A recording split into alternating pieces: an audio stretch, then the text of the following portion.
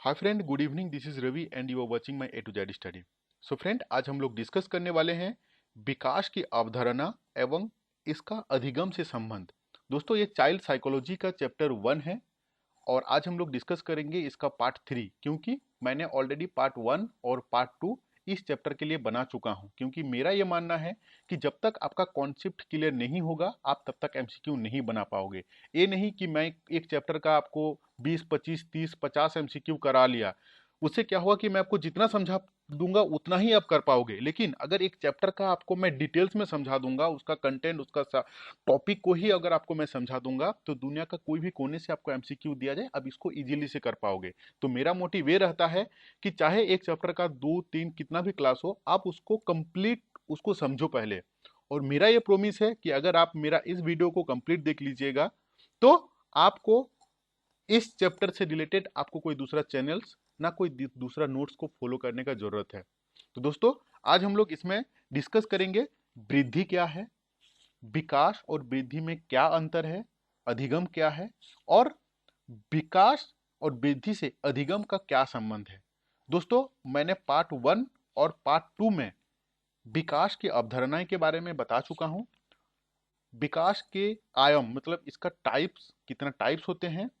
इसके बाद विकास के विभिन्न अवस्थाएं, उसको हम लोग कंप्लीट जान चुके हैं। अगर आप मेरा वीडियो नहीं देखे हैं तो डिस्क्रिप्शन बॉक्स में उसका लिंक दिया हुआ है, अब उसको जरूर देख लें। क्योंकि जब तक आप पार्ट 1 और पार्ट 2 नहीं देखिएगा, आप पार्ट 3 आपको सही से समझ में नहीं आएगा। या तो अगर इस टॉपिक समझ में आएगा तो पार्ट 1 और पार्ट 2 से अगर क्वेश्चन आएगा तो आप कंफ्यूज हो जाओगे। और अगर फर्स्ट टाइम आप चैनल में विजिट कर रहे हो तो सब्सक्राइब करना मत भूलिए, क्योंकि इस चैनल में मैं जेटेट और सीटेट का कंप्लीट सिलेबस का एक एक चैप्टर का एक एक यूनिट को आपको मैं समझाता हूँ। उसका बाद आपको मैं सारे का एमसीक्यू भी कराता हूँ। और अगर आप अभी तक मेरा व्हाट्सएप ग्रुप में ऐड नहीं हुए हैं तो डिस्क्रिप्शन बॉक्स में उसका लिंक दिया हुआ है, उसमें जरूर ऐड हो जाएं। क्योंकि इस क्लास को अटेंड करने के बाद इसका पीडीएफ फाइल, इस नोट का पीडीएफ फाइल मैं शेयर करता हूँ मेरा व्हाट्सएप ग्रुप में। तो आइए आज हम लोग अभी डिस्कस करते हैं वृद्धि के बारे में। दोस्तों, वृद्धि क्या है? जो फिजिकली एक बच्चा का बॉडी का ग्रोथ होता है उसको हम लोग बोलते हैं वृद्धि। जब एक बच्चा पैदा होता है तब वो छोटा होता रहता है। बच्चा पैदा होने से पहले जब वो अपना माँ का पेट में रहता है, गर्भ अवस्था में, गर्भ अवस्था से ही उसका वृद्धि स्टार्ट हो जाता है। उसका बॉडी का ग्रोथ, बॉडी का मूवमेंट उसका स्टार्ट हो जाता है। मतलब वृद्धि और विकास दोनों एक साथ उसका गर्भ अवस्था से ही स्टार्ट हो जाता है। तो क्या बोल रहा है कि वृद्धि का अर्थ शारीरिक वृद्धि से होता है, फिजिकल ग्रोथ से होता है। बच्चा का हाथ बढ़ना, पैर बढ़ना, उसका हाइट में बढ़ना, उसका मोटापा में बढ़ना, इसको हम लोग वृद्धि बोल रहे हैं, जो हम लोग फिजिकली देख पाते हैं। बट विकास को हम लोग नहीं देख पाते हैं क्योंकि वो इंटरनली हो रहता है। बॉडी के अंदर में जो भी इम्प्रूवमेंट होता है, मेंटली, फिजिकली, संवेगात्मक, उसमें विकास होता है। लेकिन वृद्धि जो होता है वो आपका फिजिकली बॉडी का जो ग्रोथ होता है उसको हम लोग वृद्धि बोल रहे हैं। तो शारीरिक वृद्धि से है फिजिकल ग्रोथ। जैसे बच, बच्चे बड़े होते हैं वैसे वैसे उनके शरीर के अंग बढ़ते जाते हैं। साधारण तौर पर वृद्धि का अर्थ बच्चे के शरीर के विभिन्न अंगों का विकास एवं अंगों की कार्य करने की क्षमताओं से लिया जाता है। वृद्धि को नापा और तोला जा सकता है। जो वृद्धि होता है बच्चा का, उसको हम लोग नाप सकते हैं। अगर एक बच्चा आज पैदा हुआ तो 15 दिन के बाद उसका वेट में चेंजिंग आ जाएगा, तो उसको हम लोग नाप सकते हैं, उसको तौल सकते हैं। 15 दिन के अंदर में उसका हाइट में चेंजिंग होगा, तो हम लोग उसको फिजिकली देख पा रहे हैं कि उसका बॉडी में ग्रोथ हुआ है, उसका फिजिकली ग्रोथ हुआ है। तो इसको हम लोग वृद्धि बोल रहे हैं। मिला जुला के एक बच्चा का फिजिकली जो चेंजिंग होता है टाइम के बाद, एक सर्टेन टाइम के बाद, उसको हम लोग वृद्धि बोल रहे हैं। और वृद्धि के साथ साथ बच्चा का विकास भी होते रहता है, जो हम लोग नहीं देख पाते हैं। बट वृद्धि जो है वो आपको फिजिकली दिखेगा। अभी वृद्धि, अभी हम लोग समझें विकास। इससे पहले क्लास में हम लोग अच्छे तरीके से, मैं 2 क्लास में बहुत अच्छी तरीके से समझाया हूं कि विकास क्या है। तो अभी हम लोग देखेंगे वृद्धि और विकास में क्या अंतर है। वृद्धि शब्द का प्रयोग परिमाणात्मक परिवर्तन, परिमाणात्मक मतलब क्या हो गया आपका, क्वांटिटी में चेंजिंग होता है। क्वांटिटी में चेंजिंग कैसे होता है, अगर आज एक बच्चा का वेट 10 किलो है तो 2 महीना के बाद उसका वेट में चेंजिंग होगा, मतलब परिमाणात्मक, परिमाण में उसका क्वांटिटी में चेंजिंग हुआ। वृद्धि शब्द का प्रयोग परिमाणात्मक परिवर्तन, जैसे बच्चे बड़े होना, साथ उसका आकार में, जैसे बड़े होता है उसके साथ में उसका लंबाई, उसका चौड़ाई इत्यादि में परिवर्तन होता है, इसको हम लोग वृद्धि बोल रहे हैं। वृद्धि एक निरंतर चलते रहती है। वृद्धि भी एक सर्टेन टाइम तक निरंतर प्रक्रिया है। ये नहीं कि आज हुआ फिर 15 दिन के बाद होगा फिर 2 महीना के बाद, नहीं, ये भी एक निरंतर प्रक्रिया है वृद्धि। वृद्धि भौतिक विकास को दर्शाता है, ये फिजिकली जो चेंजिंग होता है उसको वो दर्शाता है। इसको मापा जा सकता है, वृद्धि को हम लोग माप सकते हैं कितना उसमें चेंजिंग हुआ। इसका क्षेत्र सीमित होता है, इसका एक लिमिटेशन रहता है। एक बच्चा का ग्रोथ जो है वो एक सर्टेन टाइम के बाद स्टॉप हो जाता है। जैसे अगर लड़का होगा तो 25 साल तक उसका वृद्धि होते रहेगा, लेकिन वही चीज तो विकास जो है वो लाइफ टाइम चलते रहता है, एंड ऑफ द डे तक। इसीलिए इसका क्षेत्र जो है लिमिट रहता है, क्षेत्र उसका सीमित रहता है। वृद्धि जो है उसका एक लिमिट है, मतलब एक सर्टेन टाइम, लड़की हुआ तो 21 साल तक, 21 साल के बाद वो स्टॉप हो जाता है, लड़का होता है तो 25 साल के बाद वो वृद्धि होना बंद हो जाता है। ये नहीं कि जब तक जिंदा रहेगा तब तक वो वृद्धि होते रहेगा। अभी हम लोग आते हैं विकास। विकास शब्द का प्रयोग परिमाणात्मक परिवर्तन, ये तो परिमाणात्मक परिवर्तन होता ही है, क्वांटिटिव चेंजिंग होता ही है, साथ साथ उसका व्यवहारिक परिवर्तन, जैसे कार्य कुशलता, व्यवहार में सुधार किया जाता है। एक बच्चा अगर बड़ा हो रहा है, उसका सर्टेन टाइम के बाद, अगर 2 साल के बाद उसका फिजिकली चेंजिंग हुआ, मतलब हाइट में, वेट में अगर उसका चेंजिंग हुआ, उसके साथ साथ अगर उसका बिहेव में अगर चेंजिंग नहीं हुआ तो उसमें विकास नहीं हो पाता है। एक आदमी अगर 10 साल 15 साल तक अगर वो बड़ा हो जाता है, 15 साल के आयु में, अगर एक 15 साल का आयु का जो लड़का है उसमें जो व्यवहारिक उसका अंदर में जो करेक्टर होना चाहिए, उसका अंदर में जो सोशलाइजेशन होना चाहिए, जो समाज के प्रति उसका जो कर्तव्य है, रेस्पॉन्सिबिलिटी है, वो अगर है कि नहीं, फैमिली मेंबर के ऊपर में उसका जो रेस्पॉन्सिबिलिटी है, उसका जो बिहेव, उसका जो करेक्टर, अगर इसमें परिवर्तन नहीं हो रहा है तो वो उसमें विकास नहीं हुआ है।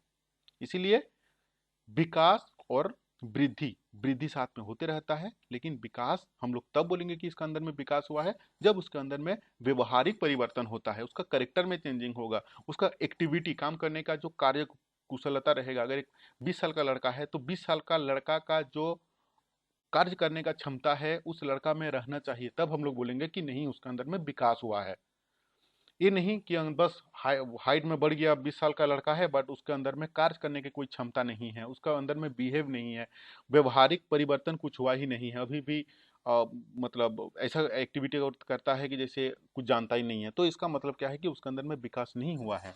तो विकास के लिए उसका कार्य कुशलता और उसका बिहेवियर में चेंजिंग होना जरूरी है। दूसरा पॉइंट क्या है, विकास की प्रक्रिया लगातार चलती रहती है, वह रुकती नहीं है। विकास एक ऐसा है जो मातृगर्भ से, जब बच्चा अपना माँ का पेट में रहता है तब से लेके एंड ऑफ द डे, वो बच्चा का जब तक वो जिंदा रहता है तब तक वो कुछ ना कुछ सीखते रहता है, कुछ ना कुछ उसमें चेंजिंग होता है। तो विकास एंड ऑफ द डे तक चलते रहता है एक बच्चा का। दोस्तों वीडियो थोड़ा सा लेंदी हो सकता है, लेकिन स्किप बिल्कुल मत कीजिए, क्योंकि मैं चाहता हूं कि जो भी मुझे फॉलो कर रहे हैं उनका पॉजिटिव रिजल्ट मुझे दिखना चाहिए। इसीलिए मैं सिंगल पॉइंट भी नहीं मिस करता हूं आपको समझाने के लिए। अगर आप पार्ट 1, पार्ट 2, पार्ट 3 अगर आप तीनों देख लीजिएगा तो सीडीपी का चैप्टर 1 से दुनिया के कोई भी कोने से आपको क्वेश्चन दे देगा, आप इजीली से उसको कर लोगे। इसीलिए इसको स्किप बिल्कुल मत कीजिए, पूरा वीडियो को देखिए, उससे आप ही का प्रॉफिट होगा। विकास वृद्धि की अपेक्षा अधिक व्यापक है। ये इसीलिए वृद्धि से ज्यादा व्यापक है क्योंकि ये लाइफ टाइम तक चलते रहता है, और वृद्धि जो है एक सर्टेन टाइम के बाद वो बंद हो जाता है। विकास गुणात्मक परिवर्तन को प्रकट करता है। जी हाँ, हम क्या बोलें कि ये जो गुणात्मक परिवर्तन मतलब क्या हो गया, लड़का का बिहेवियर में चेंजिंग, उसका कार्य कुशलता में चेंजिंग, इसीलिए उसमें गुण होना चाहिए। एक 20 साल का 25 साल का लड़का सिर्फ अपना उम्र के हिसाब से बढ़ना उसको विकास नहीं बोलते हैं, उसका गुण के हिसाब में उसको बढ़ना पड़ेगा। विकास की प्रक्रिया लगातार चलते रहती है, वह रुकती नहीं है, वो एंड ऑफ द डे तक चलते रहता है। तो दोस्तों अभी हम लोग ये डिस्कस किए वृद्धि और विकास में क्या डिफरेंस है। अभी हम लोग डिस्कस करेंगे वृद्धि तथा विकास को प्रभावित करने वाले कारक। इसका कुछ कारक हैं, वो मोस्ट इंपॉर्टेंट है। हर एक पॉइंट को मैं डिस्कस करूंगा, आप बिल्कुल जुड़े रहिए मेरे साथ। और अगर अच्छा लग रहा है तो लाइक करना मत भूलें यार, आप लोग लाइक नहीं करते हो, मैं खुद डिमोटिवेट हो जाता हूँ वीडियो बनाने के लिए। वंशानुक्रम मतलब हेरिडिटी, जिसको हम लोग जेनेटिक बोल रहे हैं। वृद्धि और विकास को प्रभावित करता है ऐसा कुछ कारक कि वृद्धि रुक रहा है, विकास रुक रहा है। क्या है इस, क्या क्या चीज है जो प्रभाव इसको करता है, विकास और वृद्धि को प्रभावित करता है। वंशानुक्रम मतलब क्या है, हेरिडिटी, जेनेटिक। जो वंशानुक्रम हम लोग बोल रहे हैं मतलब क्या है, अगर मेरे अंदर मेरा मम्मी पापा का जीन है, वही जेनेटिक है, वही वंशानुक्रम है, उनके अंदर में उनका मम्मी पापा का है, तो मेरा मम्मी पापा अगर लंबे होंगे, गोरे होंगे, देखने में सुंदर होंगे, उनका करेक्टर अगर सही होगा, तो मेरे अंदर में भी वही सब गुण आएगा, क्योंकि जीन, मेरे पापा मम्मी पापा का जीन मेरे अंदर में है। अगर वो जीन गोरे नहीं है, लंबे नहीं है, करेक्टर उनका सही नहीं है, तो मेरे अंदर में भी वही सब गुण ट्रांसफर होके आ जाएगा। बस जब से मैं पैदा हूं वही जीन लेके ही मैं आया हूं। तो इसका मतलब क्या हुआ कि बालक का विकास वंशानुक्रम में उपलब्ध गुण एवं क्षमताओं पर निर्भर करता है। ठीक है ना, गुण और क्षमता जो लेके आता है, जीन जो लेके आता है वो गुण और क्षमता को। वंशानुक्रम बालक की विकास की सभी पक्षों, शारीरिक, मानसिक तथा सांवेगिक को प्रभावित करता है। अगर बच्चे के मम्मी पापा स्वस्थ अच्छा हो तो इन जनरली बच्चे का स्वास्थ्य अच्छा होता है।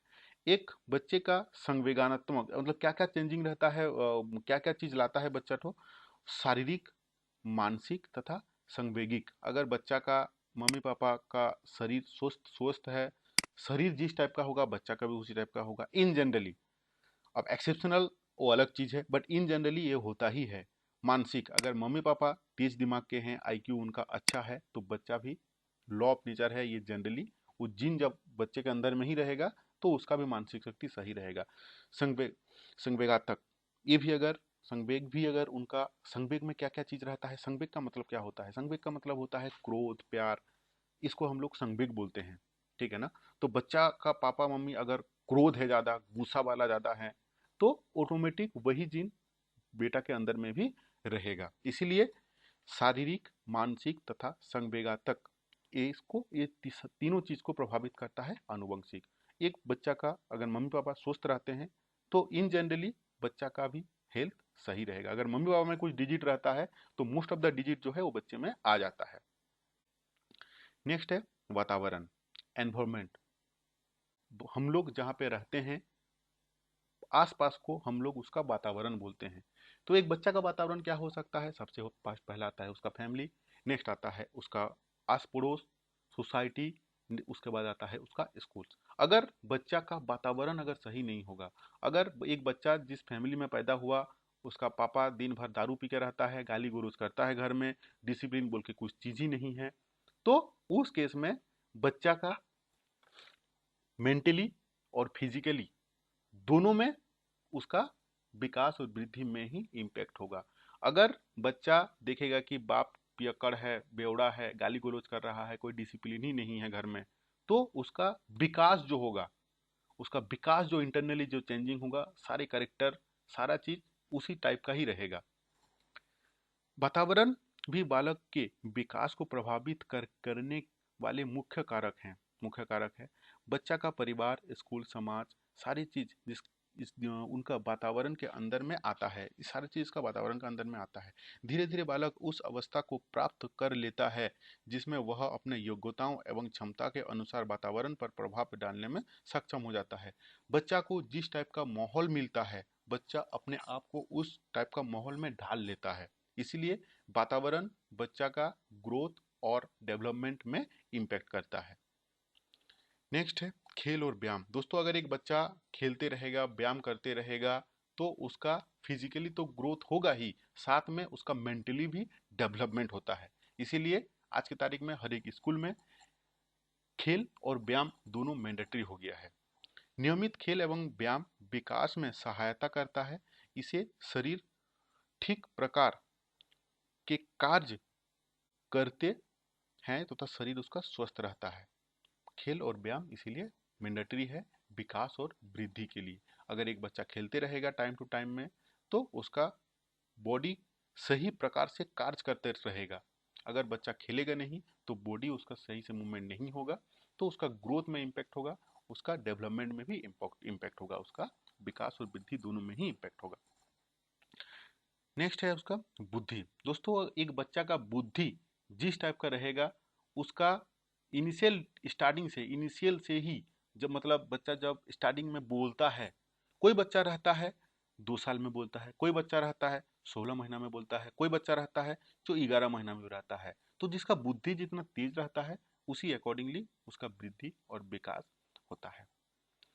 जिस बालक का बुद्धि जितना अच्छा होता है उसका वृद्धि और विकास उतनी ही अच्छे होते हैं। सामान्य बुद्धि वाले बालक, जो नॉर्मल आईक्यू वाले, 16 महीना में मंद बुद्धि, जो मंद बुद्धि जिसका बुद्धि खराब है, बुद्धि अच्छा नहीं है, वो बालक 24 महीना में बोलता है। और जो तेज बुद्धि जिसका आईक्यू बहुत ही अच्छा रहता है वो 11 महीना में बोल देता है। अभी आप लोग आते हैं पोषक। पोषक मतलब क्या हो गया, खान पीना। एक बच्चा जब अपना माँ के पेट में रहता है गर्भावस्था में, गर्भावस्था से ही उसका पोषण अगर सही नहीं रहेगा तो उसको सही से प्रोटीन, कार्बोहाइड्रेट, जो भी मिनरल हम लोगों का जरूरत चीज है बॉडी ग्रोथ का, वो उसको नहीं मिल पाएगा और उसका डेवलपमेंट और ग्रोथ दोनों सही से नहीं हो पाएगा। इसीलिए बच्चा जब माँ का पेट में रहता है उसका मम्मी को अच्छी तरीके से खाना देना, उसको मम्मी को अच्छे एनवायरमेंट में रखना इसीलिए जरूरत पड़ता है, क्योंकि सारी चीज बच्चा के ऊपर इम्पेक्ट करेगा। क्या बोलता है कि पोषण क्या है, यह वृद्धि तथा विकास का महत्वपूर्ण घटक होता है। बालक का विकास के लिए उसका उचित मात्रा में प्रोटीन, वसा, कार्बोहाइड्रेट, खनिज, लवण इत्यादि की आवश्यकता पड़ती है। यदि हमारे खान पान में उपयुक्त पोषक तत्व की कमी होगी तो वृद्धि तथा विकास को प्रभावित करेगा। दोस्तों वही हम जो चीज बताएं, अगर एक बच्चा को सही तरीके से खाना नहीं मिलेगा, उसका जो भी बॉडी को रिक्वायरमेंट है वो अगर नहीं मिलेगा तो उसका ग्रोथ और डेवलपमेंट, वृद्धि और विकास दोनों में उसका इम्पैक्ट होगा।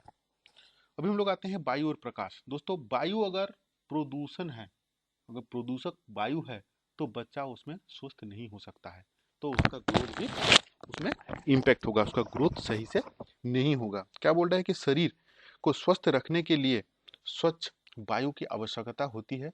अगर स्वच्छ वायु ना मिले तो बालक बीमार हो सकता है एवं इसके अभाव में कार्य करने की क्षमता प्रभावित हो सकता है। शारीरिक विकास के लिए सूर्य के प्रकाश की महत्वपूर्ण भूमिका होता है, क्योंकि सूर्य के प्रकाश में विटामिन डी मिलता है जो विकास के लिए आवश्यक है।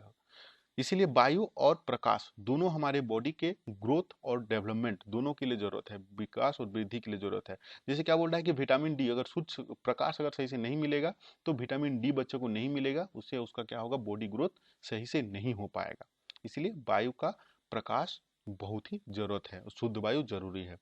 तो दोस्तों हम लोग अभी इसमें यह भी जान लिए कि उसको विकास और वृद्धि को प्रभावित करने वाले कारक क्या है, वृद्धि क्या है, वृद्धि और विकास में क्या परिवर्तन है। दोस्तों इसकी मत कीजिए, बिल्कुल सारी चीज आपके लिए इंपॉर्टेंट है। अभी हम लोग आते हैं अधिगम। दोस्तों अधिगम क्या चीज है, लर्निंग। मैं मेरा एक ठो लर्निंग और एक्विजिशन जो क्लास में लिया हूँ उसमें बहुत अच्छी तरीके से आपको समझाया हूँ कि अधिगम क्या है। अगर आप नहीं देखे हैं तो जरूर देख लीजिए, मेरा प्ले लिस्ट में आपको मिल जाएगा। अधिगम क्या है, अधिगम मतलब होता है सीखना। हम लोग जो भी चीज सीखते हैं उसको हम लोग बोल रहे हैं अधिगम। चाहे वो घर में सीखें, चाहे वो स्कूल में सीखें, चाहे वो सोसाइटी में सीखें, कहीं से भी जो भी चीज हम लोग सीख रहे हैं, चाहे वो अच्छी चीज सीख रहे हैं चाहे वो बुरे चीज सीख रहे हैं, सारे चीज हम लोग अधिगम के अंदर में आता है। तो क्या बोल रहे हैं कि अधिगम मतलब होता है सीखना। अधिगम एक प्रक्रिया है, एक प्रोसेस है जो जीवन पर्यंत चलते रहती है, ये पूरा लाइफ टाइम चलते रहता है अधिगम, जिसके द्वारा हम लोग कुछ ज्ञान अर्जन करते हैं, इसमें हम लोग कुछ नॉलेज मिलता है। बच्चा का सर्वांगीण विकास तब संभव होता है जब इसके अंदर में अधिगम होता है। जब, जी हाँ दोस्तों, जब तक एक बच्चा का सर्वांगीण विकास तब हो पाएगा जब वो कुछ सीखेगा, जब तक वो सीखेगा नहीं तब तक उसका सर्वांगीण विकास नहीं हो सकता है। यदि छात्र किसी विषय वस्तु के ज्ञान के आधार पर कुछ परिवर्तन करने एवं उत्पादन करने में सक्षम हो गए तो उसके सीखने की प्रक्रिया को हम लोग अधिगम बोलते हैं। दोस्तों, हम लोग को कैसे पता चलेगा कि एक बच्चा के अंदर में अधिगम हुआ है? अगर वो अधिगम का यूटिलाइज करते हुए, वो अधिगम को यूज करते हुए वो एक नया क्रिएटिविटी कुछ करता है, कुछ एक नया चीज करता है जो हम उसका फैमिली के लिए, सोसाइटी के लिए वो फायदामंद हो, तब हम लोग जानते हैं कि नहीं, इसके अंदर में अधिगम हुआ है। चाहे वो कुछ क्रिएटिविटी करे चाहे ना करे, उसका बिहेवियर में भी अगर चेंजिंग हुआ है, तब हम लोग को पता चलेगा कि नहीं, बच्चा के अंदर में अधिगम हुआ है, वो कुछ सीखा है, तब जाके उसका अंदर में ये करेक्टर उसका खड़ा हुआ है। अभी नेक्स्ट लास्ट पॉइंट क्या रहा हम लोगों का इस चैप्टर का, कि विकास का अधिगम से संबंध क्या है। दोस्तों, जब अधिगम ही नहीं होगा तो विकास कैसे होगा? इसका मतलब 100% इसका रिश्ता है, रिलेशन है। विकास और अधिगम ये दोनों एक दूसरे से संबंधित है। जब तक अधिगम नहीं होगा, जब तक बच्चा सीखेगा नहीं, जब तक चीज को जानेगा नहीं, तब तक उसका में विकास नहीं हो सकता है। और वो अगर एक बार सीख लेगा, कुछ चीज जान लेगा, तब उसमें विकास होगा। तो दोस्तों, वीडियो को कैसा लगा? पार्ट 1, पार्ट 2, पार्ट 3 तीनों मिला के इस चैप्टर मेरा आज क्लोज हुआ। हम लोग कल इसका एमसीक्यू करेंगे और मैं आशा करता हूं कि आप लोग सारे एमसीक्यू का जवाब दे पाओगे। दोस्तों, अगर फर्स्ट टाइम विजिट कर रहे हो तो सब्सक्राइब करना मत भूलिए, और आपका दोस्त के साथ जो भी सीटेट चाहे जेटेट का प्रिपरेशन कर रहे हैं उनके साथ वीडियो को जरूर शेयर कीजिए। और इस नोट को अगर आप लेना चाहते हैं तो मुझे व्हाट्सएप में कांटेक्ट करें। Thank you to watching this video.